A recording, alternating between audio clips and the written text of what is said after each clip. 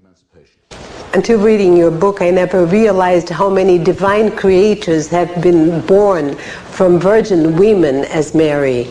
You say Buddha, Krishna, Perseu, Horus, Mercury. Several Aztec gods. I think there's no god that I know of in history. I have a whole paragraph of it. That had been... I say history, in mythology, that has not been born of a virgin. It would have been impossible for Christianity to sell itself as a religion if it did not continue this Egyptian, Aztec, Persian, Mongol tradition. Even Buddha is born from a slit in his mother's side. Anything but the birth canal, anything but the vagina. This unclean vessel, God has for some reason used only one-way street. But was this the eternal fear of sex, or perhaps the need that make an origin for God that would be different from the human biological system? It's the religious fear of sex, certainly, but it's also the male revulsion from what it most desires. Men need women, and they don't like the fact that they need them. They need them terribly. They hate the fact that they need them. They have experienced a disgust about this fact. Religion makes that into a system and consecrates it. My first wife was Greek Orthodox, Eastern Christian. When she was having her monthly period, she wasn't allowed to go to the church. Certainly not to take the sacrament of Mass.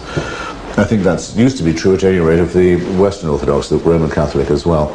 It's certainly true of Judaism. And the revulsion from female menstrual fluids is very common, of course, also in Islam and in all other cults. This comes from human anthropology. It does not come from heaven. It does not come from the sky. It doesn't come from the planets. It doesn't come from the sun and the moon and the stars. It comes from the base, very primitive forms of human anthropology. It's the first thing to know about it.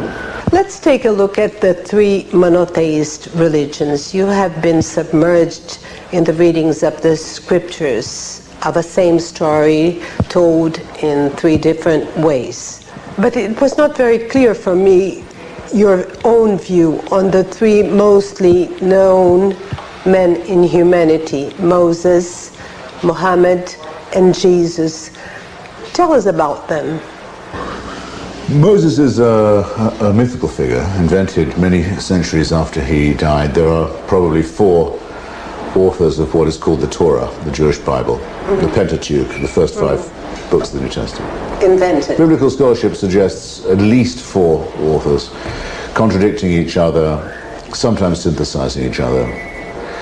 Nobody except the fanatical Orthodox Jews believes that Moses was the author of the Torah, or that God dictated it to him. He's the author, in other words, at second hand. Muhammad, of whom it's also said that he dictated a book at God's, or the Archangel Gabriel's dictation, is not quite so much a figure in mythical legend. There probably was such a person. It seems quite likely there was such a person, that much of what we know about him is legendary. He's on the borderline. Jesus of Nazareth is much more on the borderline. Earlier, between the two. He's more in the world of William Tell, Robin Hood, King Arthur, the legendary figure. Certainly most of what was written about him and what is claimed is written, as with Muhammad, as with Moses, many hundreds of years afterwards, by people who didn't know him, who were themselves very parti pris, as the French say, very partisan. But the effort that they make to make the story come true suggests that there may have been some sort of human individual involved. In each case, it's the desire to fabricate a story that testifies to the strength of the belief. How would you draw Jesus in his lifetime? What's your view? We only have, even at the best, even at the claims of his supporters, written many years later, and very discrepant. None of the accounts agree about his birth, his life, his death, or his supposed resurrection. The four Gospels completely contradict each other on all these things. But let's suppose they're trying to do their best. There are a few years around his birth, childhood. Then there are about something like 25 or nearly 30 missing years. And then there's the return somewhere, somehow, apparently of the same person, to roughly the same area, ending in a very horrible death. Or not ending in a very horrible death. For me, raising the question, a very important question, is it true for Christians to say somebody died for my sins when they did not in fact die? Which do they mean? Somebody, I make it as a morally serious point, if somebody throws himself on top of the bomb that would otherwise explode in the schoolroom, he absorbs the explosion, loses his life to save other people, we can respect it. What if he isn't doing that? What if he's doing that and he's going to get up 2 days later and say, I'm unharmed? Doesn't it diminish the admiration one has for the sacrifice? You see what I mean? Christianity leaves all these moral questions entirely unresolved. Coming back to the scriptures, you say that the Old Testament was a nightmare, but the new one was still more cruel.